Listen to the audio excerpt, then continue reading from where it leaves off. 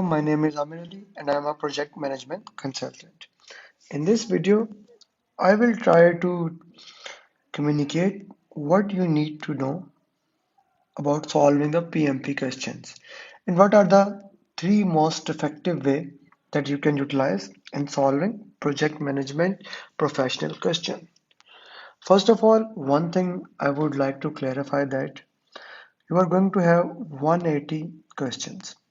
In 180 questions in your PMP exam, nearly 120 to 150 questions will be MCQs, and MCQs will be of four options, and you have to select one right option.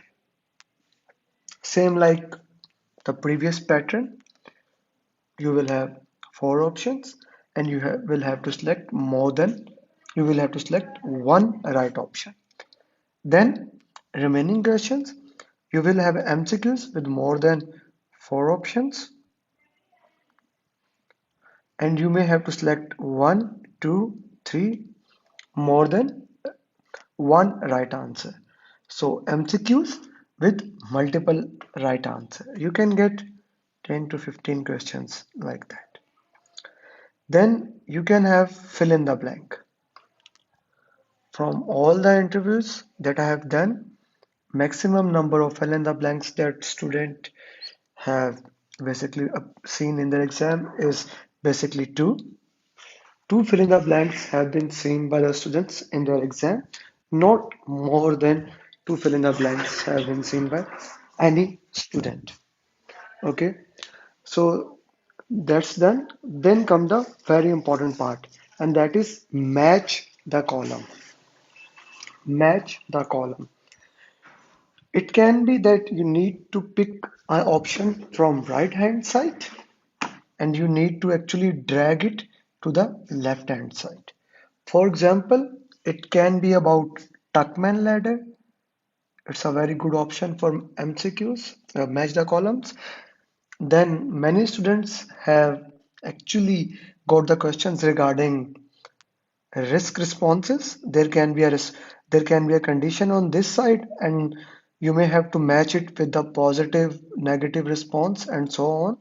So risk response strategies are very important, and you can also have tools and techniques in the match the columns. The thing is that you have to drag one option to here and so on. But the good thing about match the columns and answers with more than one option is that unless you answer them, the exam will not allow you to move forward. Let me repeat. If you have to answer multiple options, let's say you have to select three options, the exam will not allow you to move to the next question unless you have selected all three options. And same goes for the match the columns unless you have matched all the answers. My personal opinion is that these type of question which you have to match and in which you have to select multiple answer, they will carry more weightage than the answers having single options. Then you can also have something like graph, which is also known as hotspot, maybe a burn down chart, and exam asking where basically you are moving away from the burned up chart, burned down chart, or asking what is the variance here, and things like that, or some earned value graph where the exam can ask by showing the value what is the actual cost, what is the variance, budget at completion, or are we lagging from the schedule, or are we over budget, and things like that. So questions of these nature can come in your exam. These are few of the major types that students have seen in their original PMP exam. Now let's talk about how to prepare for PMP exam. First of all, this is very important that you solve at least 4 to 7 complete mocks before your exam. Now, those mock can be Prepcast, those mock can be TriDip, those can be PMP Withdraw, those can be another Udemy good mocks.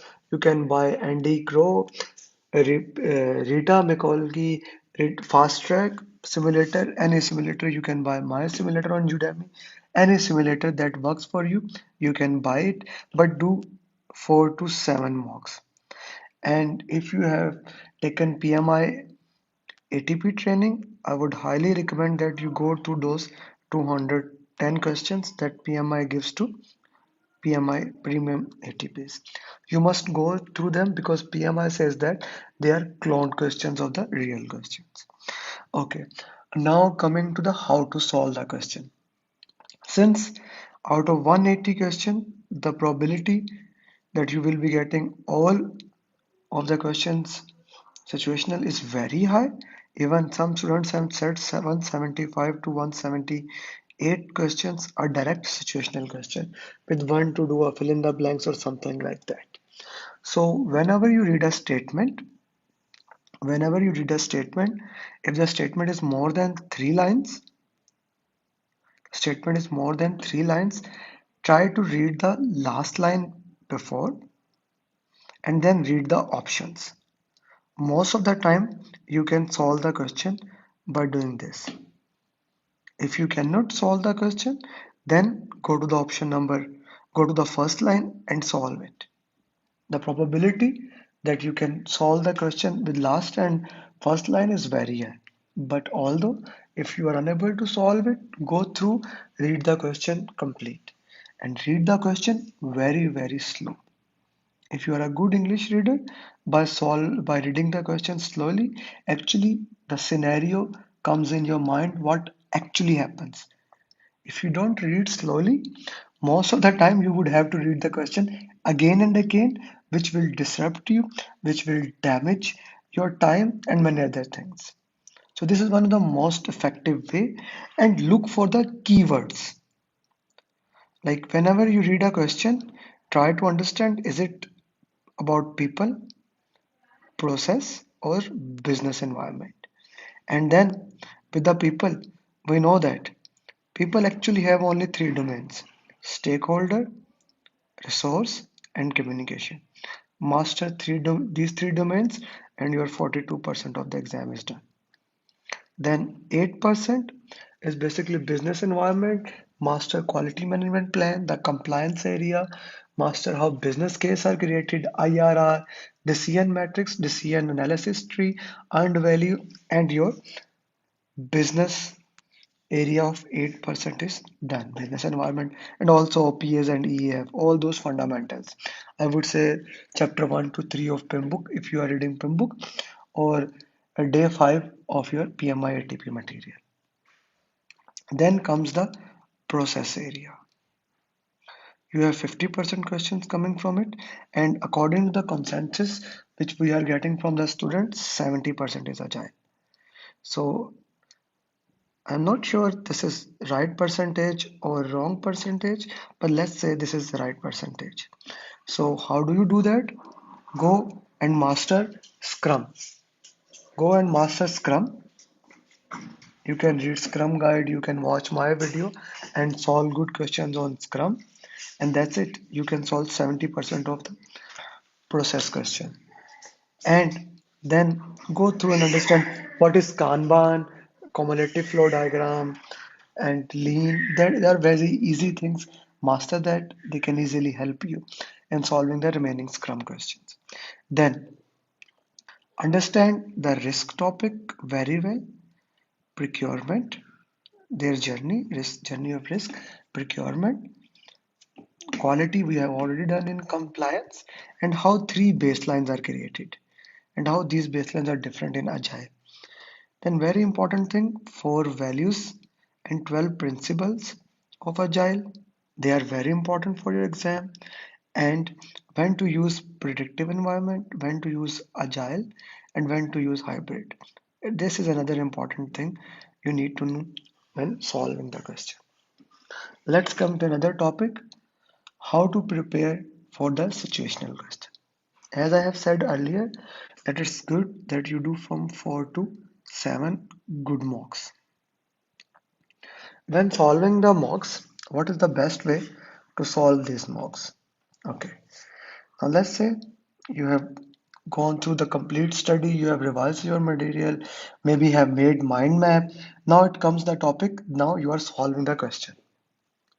You have done 180 questions. I have told you earlier how you solve the question. Now you are revising it. The first thing is revise all right question and wrong question. Most of the time student only revise the wrong question and they left the right question. Never do that. Revise all the questions. As a general rule, if you spend 4 hours on doing the mock, 8 hours is spent on reviewing it. This means you cannot do more than one mock in a day, and you don't need to do more than one mock in a day. Okay, so once you are revising it, how to revise? All the wrong questions, especially. Even if you have 150 wrong questions, this means only 30 right question. Do the root cause analysis of all the wrong question. Like put why your answer was wrong. Was it because of knowledge, or was it a silly mistake? What was the root cause of this? And once you do the root cause, you will be able to implement that knowledge into the next mock. Into the next mock. This becomes very important. And if you solve even 4 mocks this way, your results will jump from getting 30 questions right to getting 160 questions right. This is a proven and the best way. And it will be even better if you can put the root cause or the reasons on a paper and review it every time you do the next mock, or if you can do an Excel file and can put on a filter, that can also work. So in this way, when you keep on doing that, you can easily clear PMP exam after going through a proper training program into 7 to 10 days. So solve 4 to 7 mocks in this way and you can clear your exam. I hope this has been helpful for you and it will help you clearing the PMP exam. So if you clear the PMP exam, do tell me and do share your journey. I would love it to share your journey with other people. Thank you very much. See you till next time. Until next time, live with passion and become a legend. Bye bye. Thank you.